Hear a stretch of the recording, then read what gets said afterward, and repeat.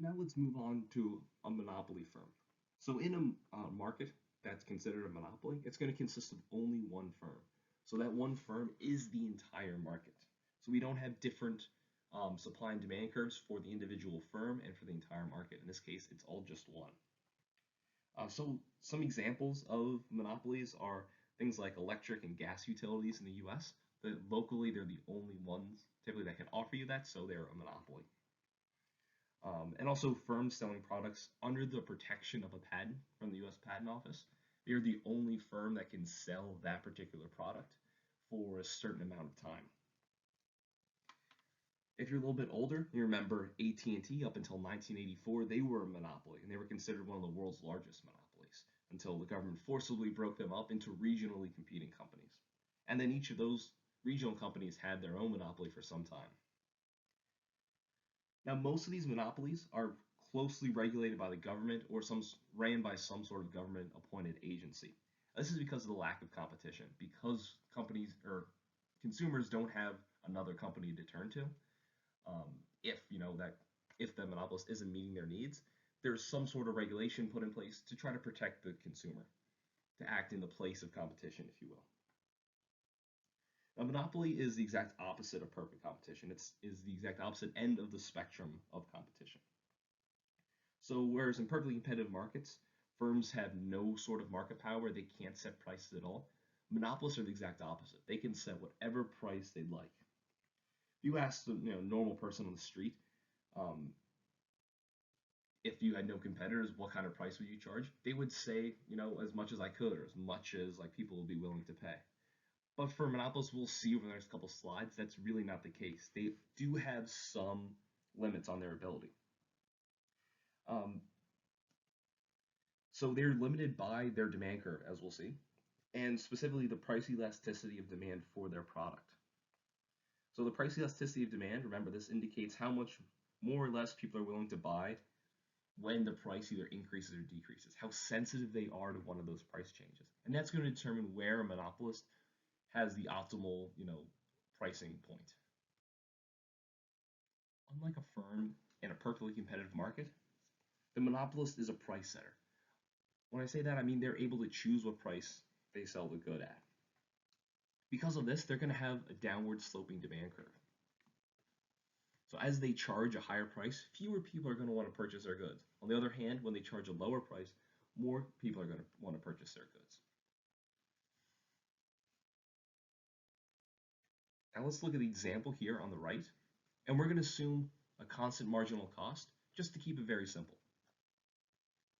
The firm can choose wherever they want to price. However, they're going to maximize their profit where the marginal revenue equals the marginal cost, just like we saw in a perfectly competitive market for the firms. So the price in a perfectly competitive market, we're going to trace that across to the demand curve, and then from there straight down, that's the quantity we're going to choose at, where the line straight down, the dotted line, is going to cross the marginal cost curve and the marginal revenue curve where they intersect. So if the firm chose P star, in this case, that would maximize their profit. At that level of price, the amount that they're going to produce, the quantity that they're going to produce, is going to be at where the marginal revenue equals the marginal cost. Now, if they chose a price P1, so a higher price, they would make more per unit. However, they're going to be foregoing some profit, again, because some consumers are going to choose not to buy at the higher price. And that gray shaded triangle represents the area of the foregone profit. On the other hand, if the firm set too low of a price level, so for example, at price level P2 in this example, its marginal cost is going to exceed the marginal revenue. We see the marginal revenue curve is below that marginal cost curve. At this point, the firm is going to be experiencing a marginal loss. So from producing those extra units and selling them at that price, they're actually going to lose money instead of making money. So from this, we see that a monopolist still has an optimal pricing level. If they price it too high, they'll be sacrificing some profits. They could be earning additional marginal revenue that's greater than the marginal cost, so they'd be increasing their profit if they produce higher than that. On the other hand, if they sell it at too low of a price, they're going to end up earning a loss on those. So let's look at a more realistic example. So our demand and marginal revenue is going to be the same as before, but in this case, we'll be using a more accurate marginal cost curve. So this one is initially downward sloping and then upward sloping. So sort of like the check mark or Nike swoosh. So now where is the firm going to want to produce? Our monopolist is going to produce at the quantity where the marginal revenue equals the marginal cost. So where those two curves cross is at the quantity of 6. We're going to trace that up to point B, where that hits the demand curve at that quantity. That point at B is going to determine the price we're going to then produce at. In this case, the price, tracing that over to point A, is going to be $120. So the monopolist is going to maximize their profit where the marginal revenue equals the marginal cost. In this case, they're going to produce 6 units, and they're going to sell them at a price of $120. Now the difference between the average cost curve and the demand curve is going to be the total level of profit. In this case, the profit per unit. So if you take the difference between point B and point D, so at quantity 6, that point on the demand curve and the point on the average cost curve, take the difference between those 2 points, multiplied by the quantity, so the distance between C and D, or between A and B, that's going to be your the monopolist profit. So in this chapter, we learned about perfectly competitive and monopolistic markets. Now, it may not seem that managers have a lot of strategy and a lot of difficult decisions to make in these markets, but that's not exactly true. Although, I do have to admit that a lot of their problems are solved for them, that we'll see that monopolistically competitive markets and in oligopolic markets, there's a lot more decisions that managers have to make. However, both monopoly and perfect competition are very useful models because we're going to use them to help describe the monopolistically competitive markets and the oligopolic markets in the next 2 chapters. So we'll be building upon what we've learned in this chapter and combining these 2 models in certain ways. But our lessons for perfectly competitive markets, if you're a manager for a firm in one of these markets, it's important to note that it's extremely difficult to make money over the long run in a market that's extremely competitive. Because there's free entry and exit, there's very low or no existing barriers to entry. Anytime you do something right, you are earning an economic profit, someone else can come in, enter the market, and compete it away. Another thing is that it's the only way for a firm to remain competitive for a long time in perfectly competitive markets is to be as efficient as possible. Again, because there's no way to control the price, the only thing that you can control is your cost. And sometimes it may pay for a firm to move into a market before others start to enter. The reason being is that the longer you're in a market, or the earlier you enter it when there's an economic profit opportunity, the longer you're going to have to actually earn that profit until others begin to enter and compete it away.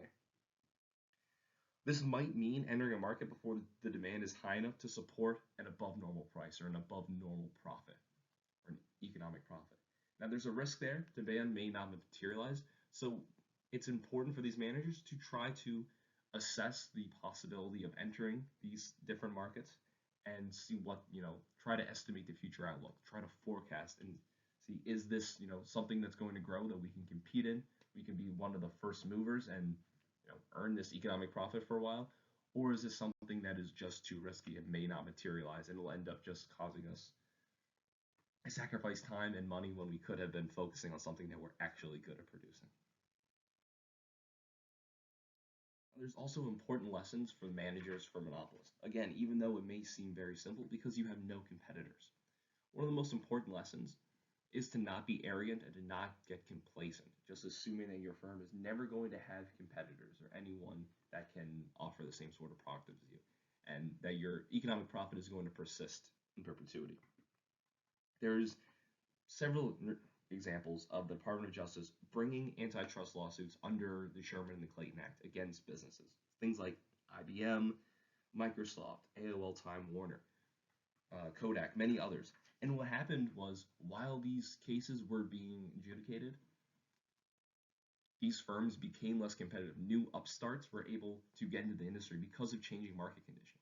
And these changing market conditions and technological advancements are very important in competing away monopolists' so-called permanent or long-term economic profitability. So what are our takeaways from this chapter? Now, in the case of perfect competition, the firm has no power to set price. They are price takers, and they end up making normal profits in the long run. In the short run, they can earn either an economic profit or an economic loss, and the firm's decision making is based on the quantity that they want to produce, based on their cost structure, and whether they want to compete in the market, so whether they want to enter it or exit it. That's what's going to determine the supply and demand in the overall market. And again, while there's a horizontal, perfectly elastic demand curve for a firm, individual firm in the short run, the market in the short run has a typical downward sloping demand curve. And the price is going to be determined by the supply and demand curve interacting in the market as a whole. Now, on the other hand, monopoly is the complete opposite. Monopolists have a power to set their own price. They're going to try to determine where they produce, typically to maximize profit. Your textbook does give you a quick walkthrough on if they're trying to maximize the revenue, which they may try to do for whatever competitive reason they may have, but typically it's to maximize their profit. Now they have to try to choose the price where and the quantity where that's going to maximize their profit. For both perfectly competitive firms and monopolists, this profit maximizing point is going to be where the marginal revenue equals the marginal cost. That will either maximize their profit or minimize their losses. One of the most important rules in economics, and definitely when you're considering firms' decision making, the most important rules is to remember is that marginal revenue equals the marginal cost.